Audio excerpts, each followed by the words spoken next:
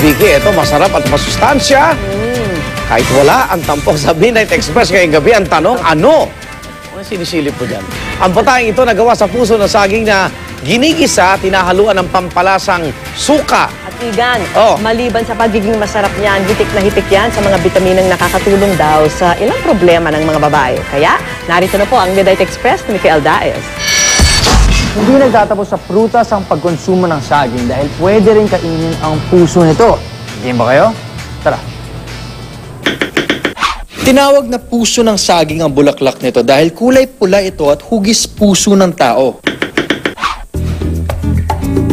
Hindi gaya ng alam ng lahat sa atin na kapag sinabing kinilaw, luto lang sa suka. Yung sa amin po, hinigisa po namin ito para lumabas yung lasa, yung aroma ng gulay, and at the same time, yung lambot ng gulay nandoon.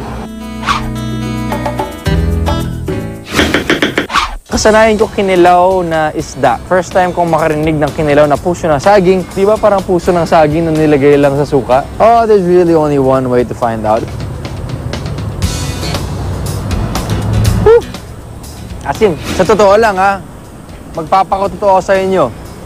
Para siyang papel. At first, unang kagat, para siyang labong. Pero habang inungaya mo, parang ayaw madurog talaga eh. Well, in fairness, at least masarap naman yung pagkaasim niya.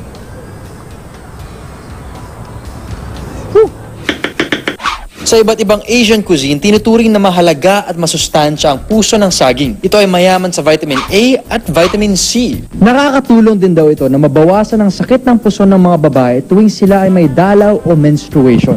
At ayon sa mga pag-aaral, napag-alamang mahusay din ito bilang isang lactating agent o pamparami ng gatas ng ina. Dahil napakadaming puno ng saging dito sa Pilipinas, mukhang hindi naman yata tayo mauubuso ng puso nito ang makakain natin. Ako po si Mikael Daes, this is Midnight Express. Eat your hearts out, guys.